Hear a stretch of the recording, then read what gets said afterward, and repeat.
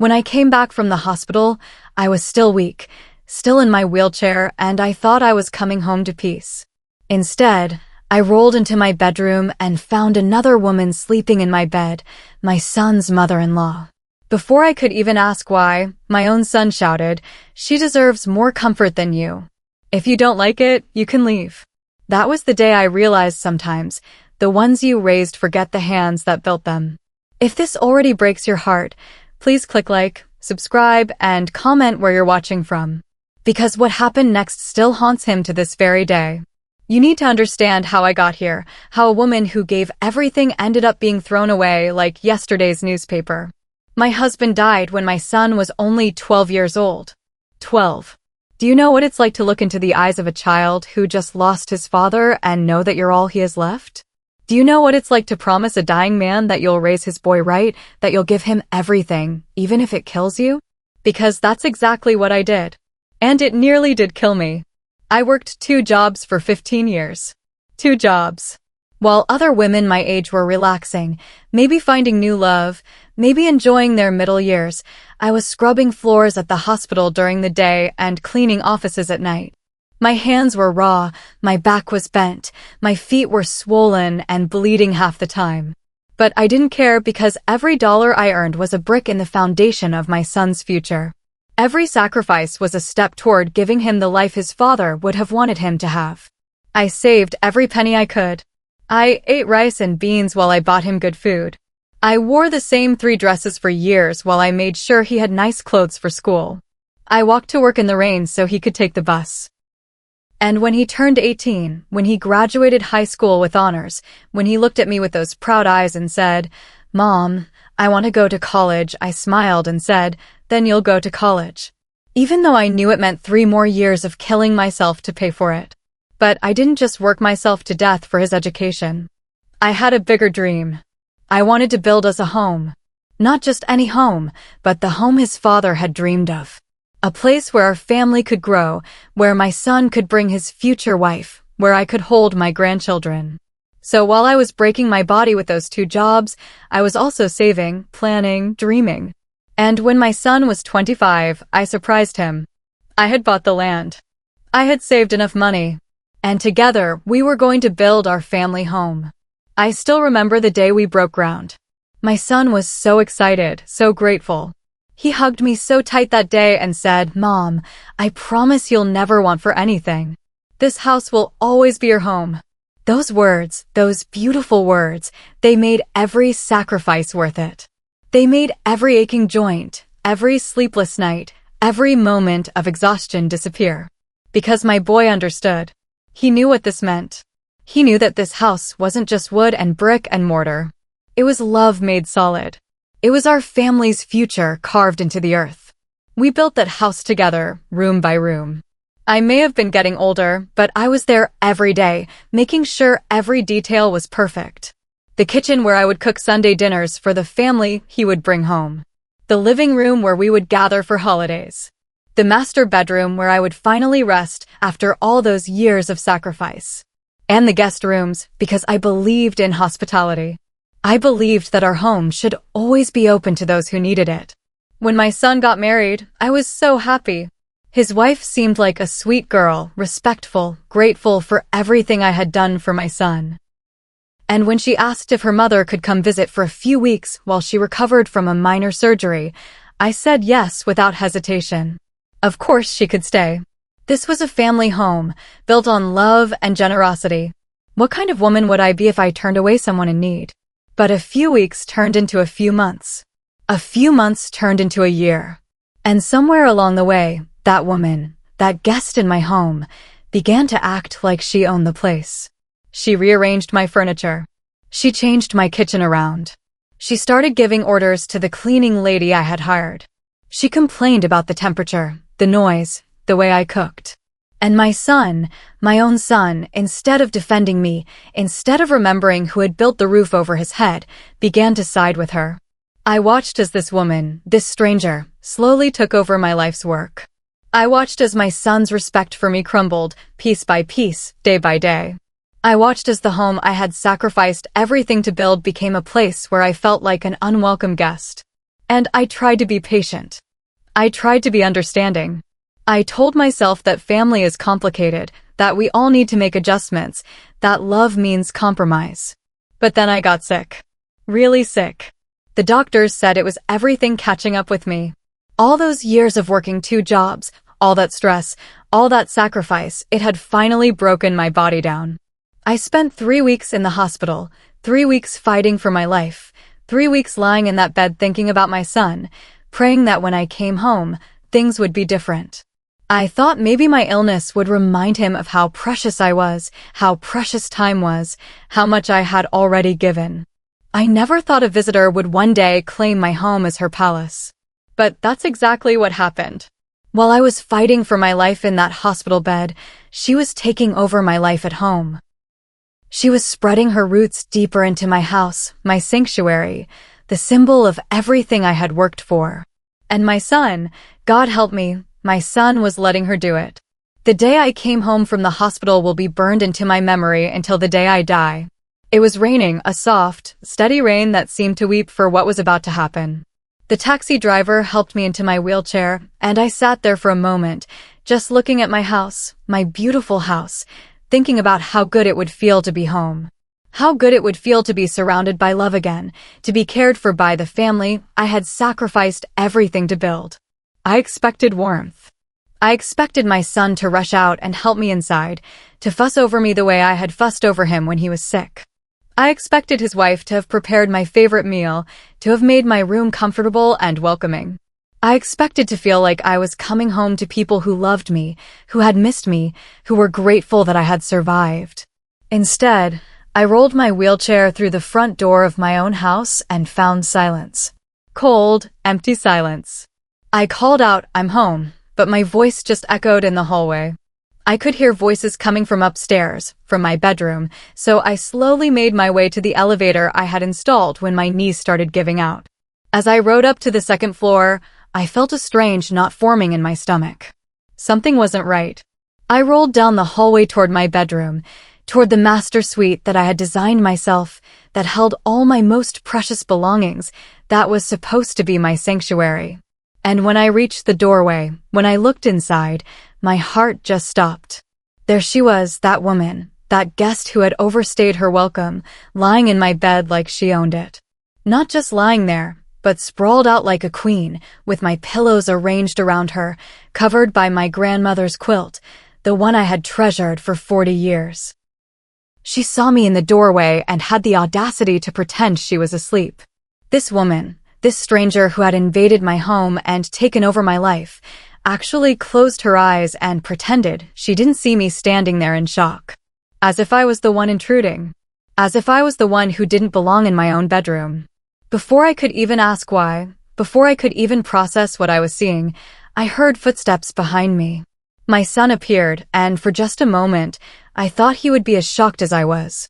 I thought he would be embarrassed, angry even, that his mother-in-law had crossed such a clear line.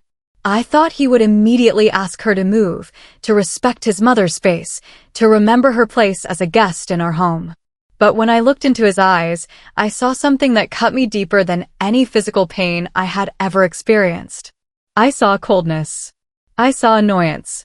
I saw a man who was irritated that I had come home and discovered his betrayal, not a son who was ashamed of what had been allowed to happen. "She deserves more comfort than you," he said, and each word was like a knife to my heart. "If you don't like it, you can leave." The woman who had carried him in her womb, who had held him when he cried, who had worked herself to the bone to give him everything, was being told to leave her own home by the child she had raised. The woman who had built the very walls surrounding us was being dismissed like a servant who had displeased her master. My daughter-in-law stood silently behind him, and I searched her face for some sign of discomfort, some indication that she knew this was wrong. But she just looked away, unable or unwilling to defend me, unable or unwilling to speak up for basic human decency. "This is my house now," my son continued, his voice rising with each word.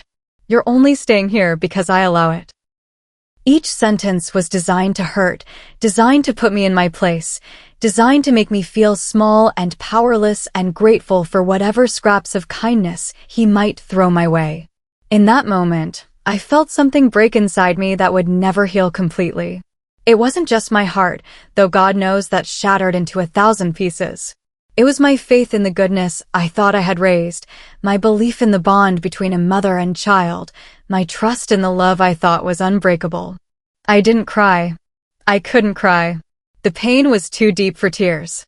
Instead, I just looked at this man, this stranger wearing my son's face, and slowly turned my wheelchair toward the door. The sound of my wheels on the hardwood floor seemed impossibly loud in the silence that followed his cruel words. Each turn of the wheel was like the beating of a broken heart, steady and rhythmic and carrying me away from everything I thought I knew about love.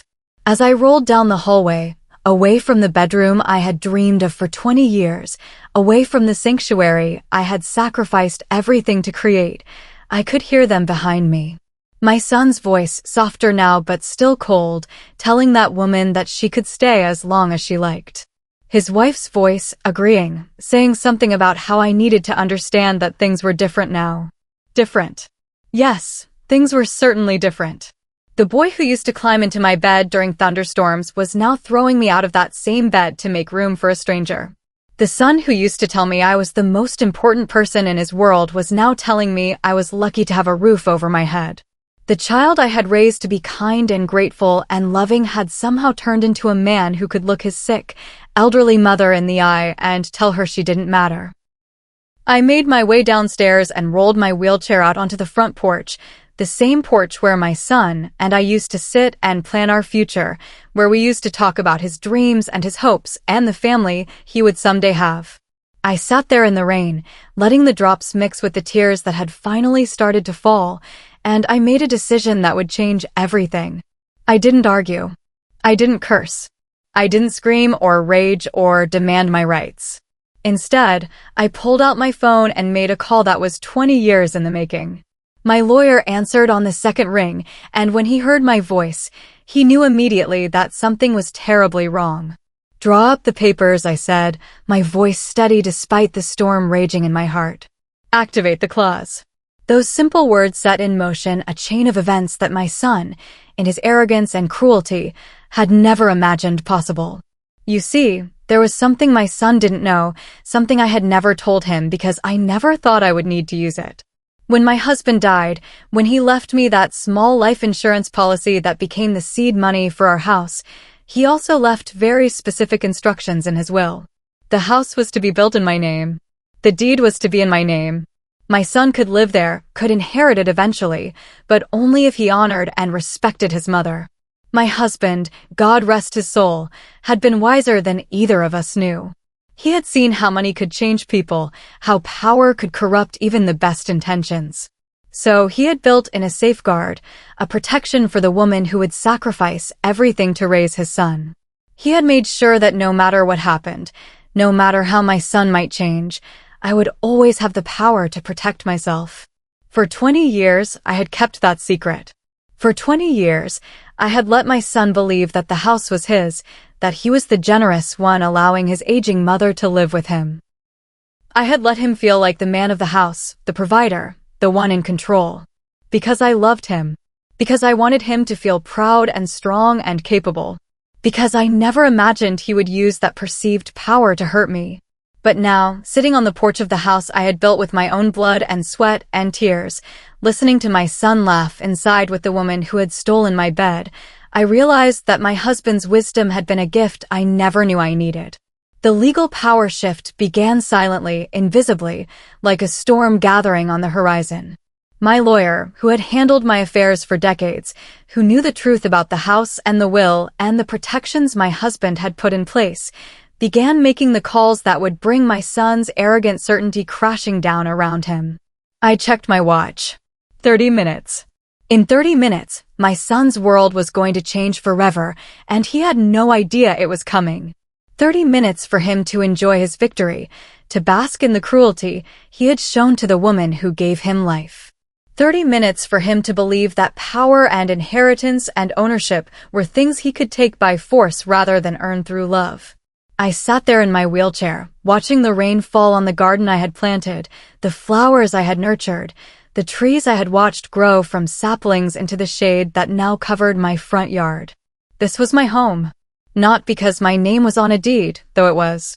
Not because I had paid for it with 20 years of sacrifice, though I had. But because I had poured my heart and soul and dreams into every inch of it. Because it was built on a foundation of love, even if that love had been forgotten by the one person who should have remembered it most. Inside the house, I could hear them celebrating. My son's voice, louder now, more confident, telling his mother-in-law that she could redecorate any room she wanted. His wife's voice, joining in, talking about changes they could make, improvements they had always wanted. The mother-in-law's voice, grateful and pleased, talking about how much more comfortable she was going to be now that things were settled. Settled. They thought it was settled. They thought the weak old woman in the wheelchair had accepted her defeat, had learned her place, had understood that she was now dependent on their mercy. They thought they had won. They had no idea that justice was about to ring. As the rain continued to fall and my 30 minutes ticked away, I found myself thinking about all the moments that had led to this one. All the nights I had stayed up when my son was sick, all the times I had gone without so he could have more, all the dreams I had deferred so his could come true. I thought about the day he took his first steps, right here in this very spot where I now sat in my wheelchair. I thought about his first day of school, when he cried and I cried too, both of us afraid to let go. I thought about his graduation, his wedding day, all the moments when I had been so proud, so full of love, so certain that I had raised a good man. And then I thought about the look in his eyes just 30 minutes ago, when he told me I could leave my own home. I thought about the coldness, the casual cruelty, the complete absence of any recognition of who I was and what I had given him. I thought about how easy it had been for him to throw me away, how little consideration he had given to my feelings, my dignity, my basic human worth. The phone rang inside the house, sharp and sudden in the quiet evening air. I heard the conversation stop, heard footsteps moving toward the phone, heard my son's voice answering with casual confidence. Hello. And then everything changed. I watched through the window as my son's face went pale. I saw his free hand reach out to grip the back of a chair, saw his knees buckle slightly as the voice on the other end of the line delivered news he never saw coming. The mother-in-law, who had been lounging so comfortably just moments before, sat up straight, her face frozen in sudden fear. My daughter-in-law moved closer to her husband, trying to hear what was being said, trying to understand why the man who had been so confident just minutes ago now looked like he had seen a ghost.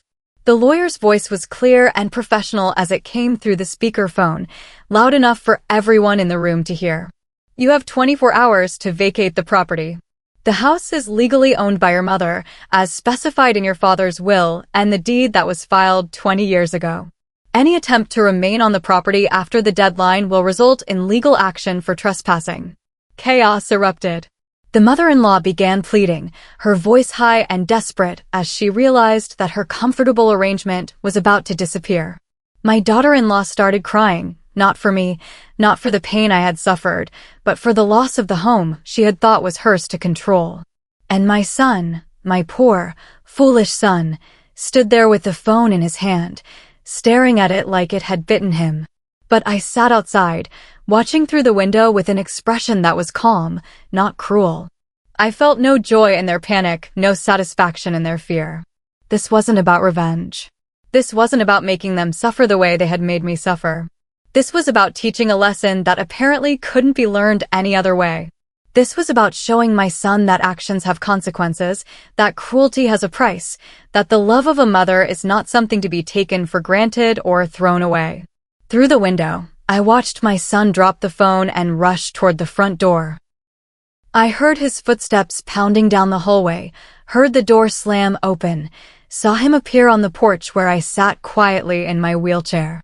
His face was wild with panic and disbelief, his eyes searching mine for some sign that this was all a mistake, some indication that the mother he had dismissed so cruelly just an hour ago might somehow save him from the consequences of his actions. He dropped his knees beside my wheelchair, and for the first time in years, I saw tears in his eyes. "Mom, please," he sobbed, reaching for my hands. I didn't mean it. I was just upset. I was just stressed. I didn't mean what I said. I looked down at this grown man kneeling in the rain beside my wheelchair, crying like the little boy he used to be. And despite everything he had done, despite all the pain he had caused, my heart still ached for him. Because that's what mothers do. We love our children even when they break our hearts. We forgive them even when they don't deserve it. I looked down at this grown man kneeling in the rain beside my wheelchair, crying like the little boy he used to be. And despite everything he had done, despite all the pain he had caused, my heart still ached for him. Because that's what mothers do. We love our children even when they break our hearts. We forgive them even when they don't deserve it. We hope for them even when they've lost hope for themselves. The lesson I wanted to teach you wasn't about a house, I said quietly, my voice barely audible over the sound of the rain. It was about respect. In that moment, I saw something shift in his eyes. The panic was still there, the fear was still there, but now there was something else. Understanding. Recognition. The slow, terrible realization of what he had done, not just in the last hour, but in the months and years leading up to this moment. The gradual erosion of love and respect and gratitude that had brought us to this point. I remembered him as a little boy, working beside me as we planned this house, as we chose the colors and the fixtures and the layout. I remembered how excited he had been, how grateful, how full of dreams about the family we would build here together. I remembered him promising that I would always have a home, that I would always be loved, that I would never want for anything. And I wondered where that little boy had gone. I wondered when the man who knelt beside me now had stopped seeing me as his mother and started seeing me as a burden. I wondered when my sacrifices had stopped being gifts of love and started being expected duties. I wondered when the woman who had given him everything had become someone he could dismiss with casual cruelty. The rain continued to fall as we sat there together, mother and son, surrounded by the wreckage of a relationship that had once been the most precious thing in both our lives. Inside the house, I could hear the mother-in-law packing, her voice sharp with anger and disappointment as she realized her free ride was over.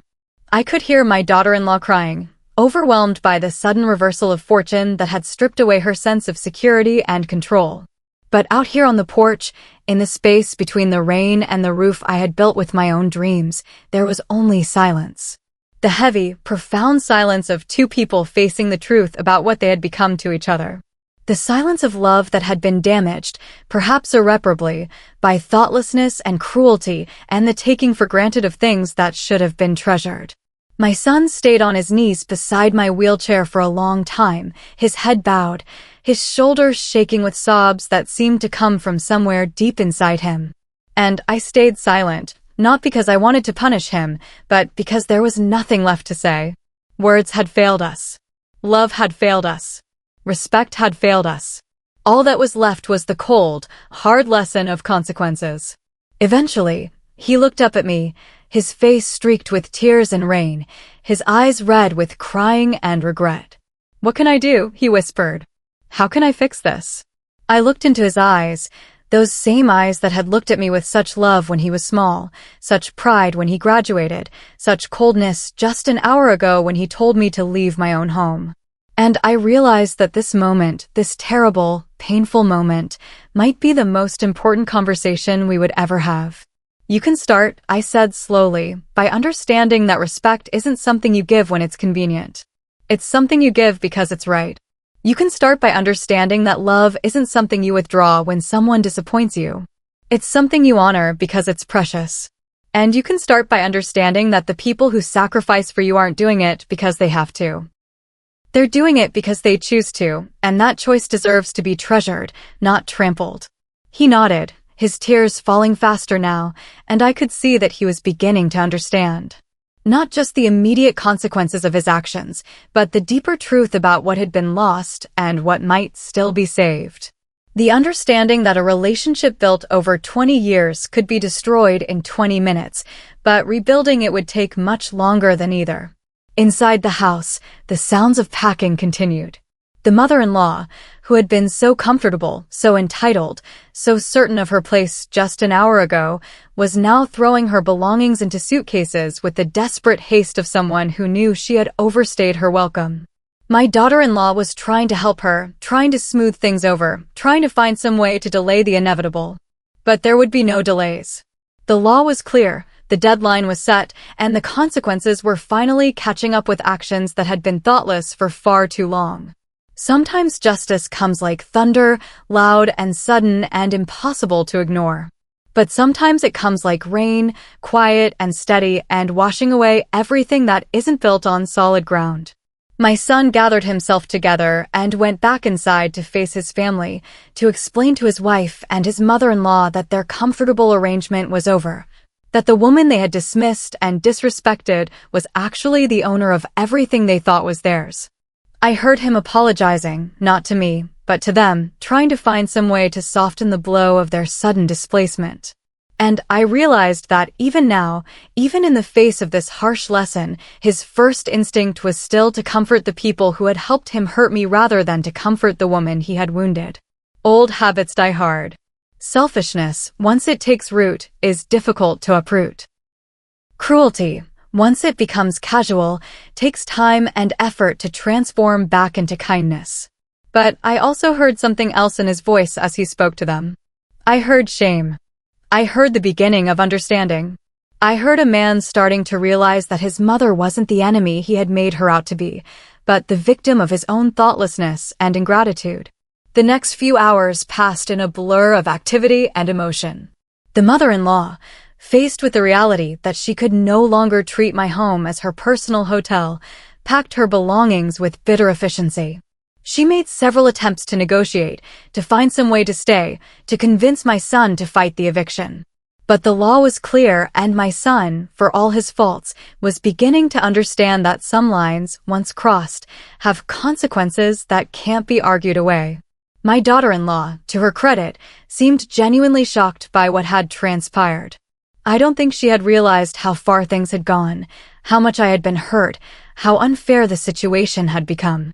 She came to me several times that evening, trying to apologize, trying to explain that she had never meant for things to go so far. "I thought you were okay with it," she said, her voice small and uncertain. "I thought you didn't mind sharing the space." And I realized that this was part of the problem. In my desire to be accommodating, in my attempt to keep peace in the family, I had hidden my pain so well that no one had noticed it. I had smiled when I wanted to cry, stayed silent when I wanted to speak up, accepted indignities when I should have demanded respect. In trying to be the perfect mother and mother-in-law, I had taught them that my feelings didn't matter, that my needs were unimportant, that I could be taken for granted without consequence. I told her quietly. I minded very much. But I loved you all too much to make it your problem. She cried then, and I could see that she was genuinely sorry. Sorry for not paying attention, sorry for not speaking up when things went too far, sorry for allowing a situation that should have been temporary to become a permanent source of pain for someone who had only ever shown her kindness. But my son, even as he helped pack his mother-in-law's belongings, even as he faced the reality of what he had done, still seemed to be struggling with the idea that he was in the wrong. I could see him wrestling with it, trying to find some way to justify his actions, some way to make himself the victim in this situation. "She's my mother-in-law," he said to me at one point, his voice defensive.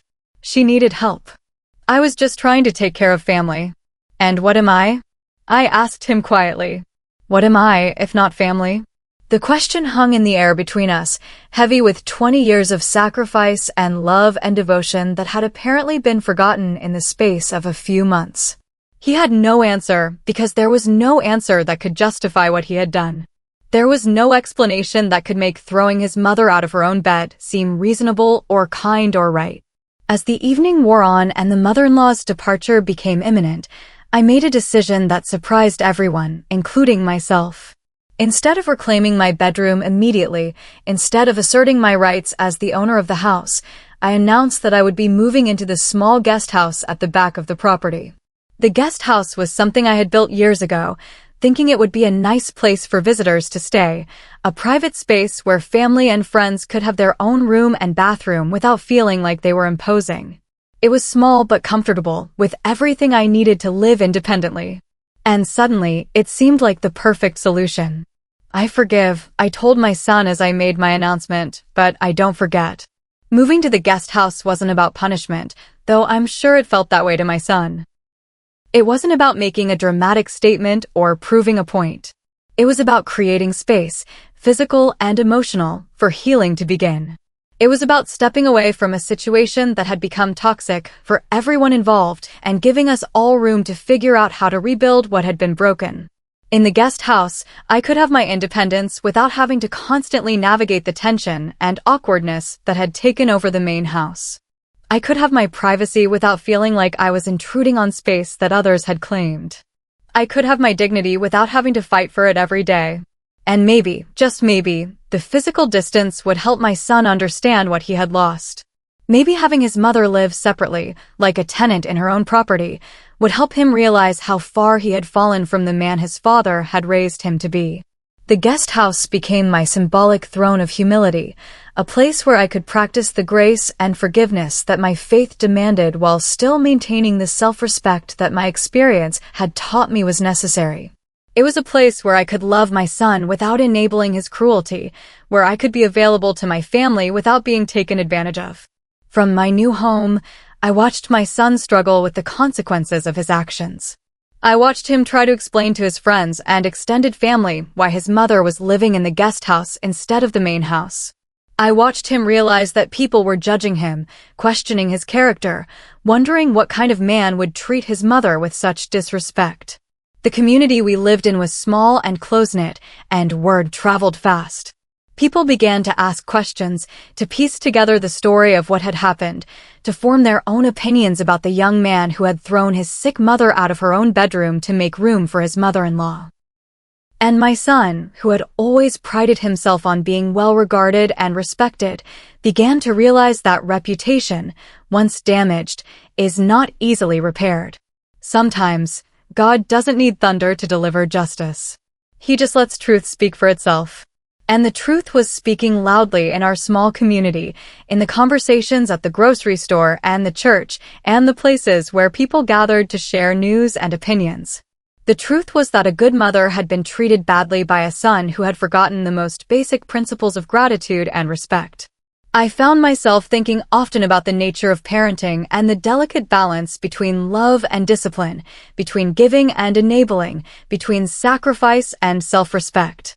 You can raise a child, but if you raise them without gratitude, they'll grow up seeing your sacrifice as duty rather than gift. They'll come to expect everything and appreciate nothing. They'll take love for granted and wonder why it eventually runs dry.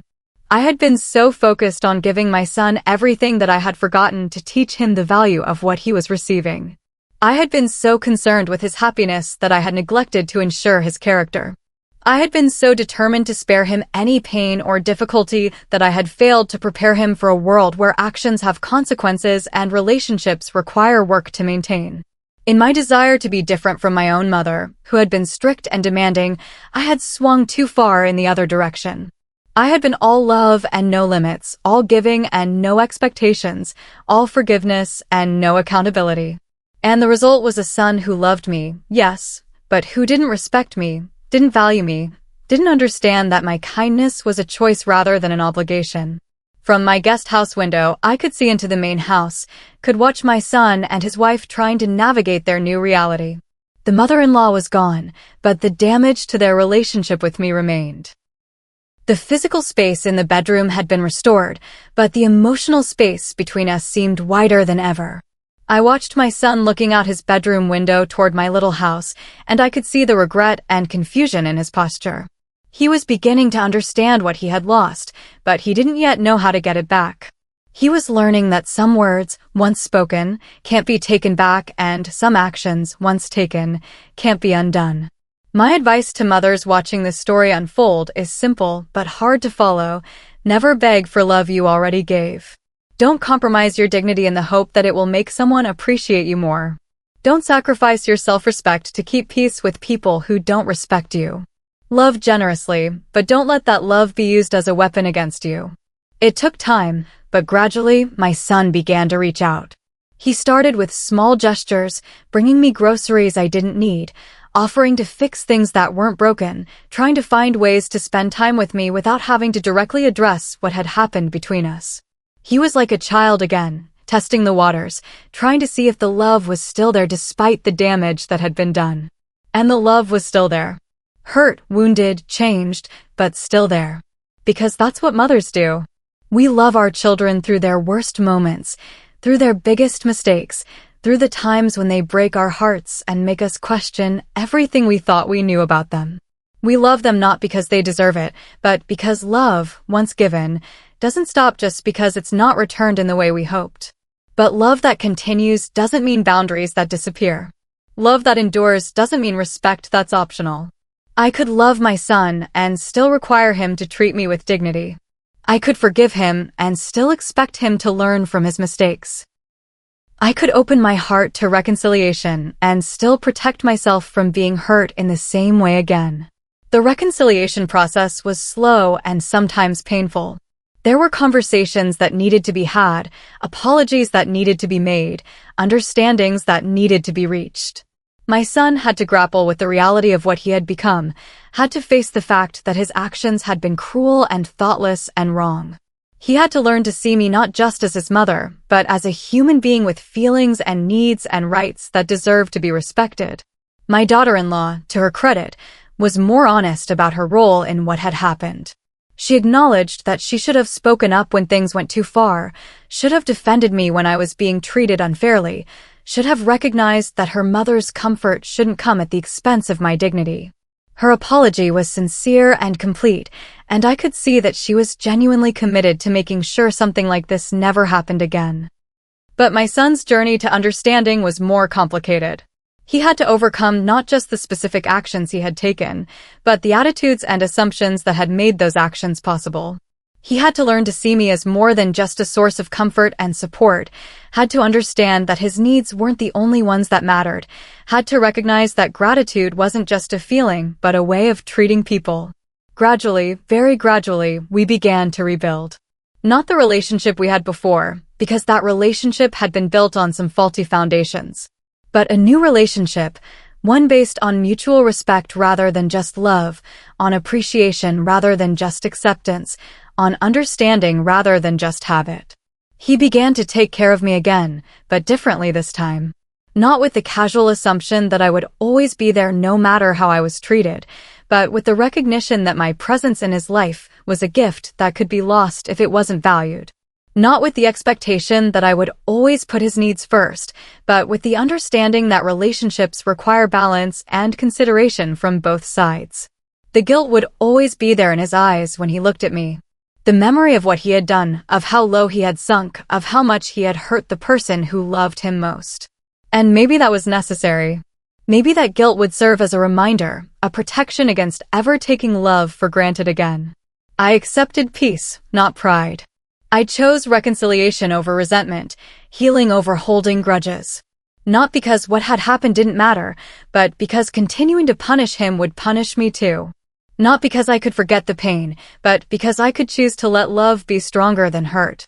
Now, every time he looks at the room that once belonged to me, he remembers the night he lost his peace.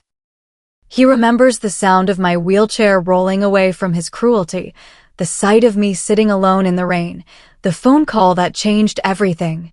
He remembers the moment he realized that power isn't something you take, but something you earn, and that love isn't something you can command, but something you have to nurture. And every time I look at him, I remember both the boy I raised and the man who forgot. I remember the child who promised to always take care of me and the adult who told me to leave my own home. I remember the love that built our relationship and the pain that nearly destroyed it. I remember both the hurt and the healing, both the disappointment and the hope. The master bedroom sits empty now most of the time. My son offered it back to me, of course, but I chose to stay in my little guest house. Not out of spite, but out of wisdom. Sometimes the best way to preserve a relationship is to maintain some distance. Sometimes the most loving thing you can do is to create space for respect to grow. From my window, I can see the garden I planted, the trees I nurtured, the home I built with 20 years of sacrifice and dreams. It's still beautiful, still strong, still standing. And like my relationship with my son, it bears the scars of storms weathered and damage sustained, but it endures. The lesson was learned, but at a cost that will be felt for years to come. Trust, once broken, takes time to rebuild. Respect, once lost, must be earned back through consistent action over time. Love, once wounded, heals but carries scars that serve as reminders of what happened and warnings about what could happen again. I think about other mothers who might be watching this story, other women who might see themselves in my experience. I want them to know that love doesn't require you to accept mistreatment. I want them to understand that being a good mother doesn't mean being a doormat. I want them to learn that you can be kind without being weak, generous without being foolish, forgiving without being enabling. If you believe no parent deserves to be replaced, if you believe that the love that builds a family should be treasured rather than trampled, if you believe that respect is not optional but essential, then you understand why this story needed to be told. You understand why some lessons must be learned the hard way, and why sometimes the people we love most need to face consequences in order to remember who they used to be. The rain has stopped now, and the sun is setting behind the trees I planted when my son was young. Tomorrow will bring another day, another chance to choose love over bitterness, hope over despair, healing over hurt. And I will choose love, as I always have, as I always will. But it will be love with boundaries, love with respect, love with the understanding that some things, once broken, are never quite the same again. My son learned his lesson, but the education came at a price that both of us will pay for the rest of our lives. The boy I raised is still there, somewhere inside the man who forgot me, and I have to believe that the love we once shared can be rebuilt into something even stronger. Because if I don't believe that, if I can't hope for that, then all the sacrifice and all the pain and all the years of building will have been for nothing. And they weren't for nothing. They couldn't be for nothing. Because love, real love, the kind that builds houses and raises children and weathers storms, that kind of love doesn't die just because it's tested. It bends, it breaks, it bleeds, but it doesn't die. And neither do we, as long as we remember that our worth isn't determined by how others treat us, but by how we choose to treat ourselves and others in return. The house still stands. The garden still grows. The love still lives. And sometimes that's enough. Sometimes that's everything.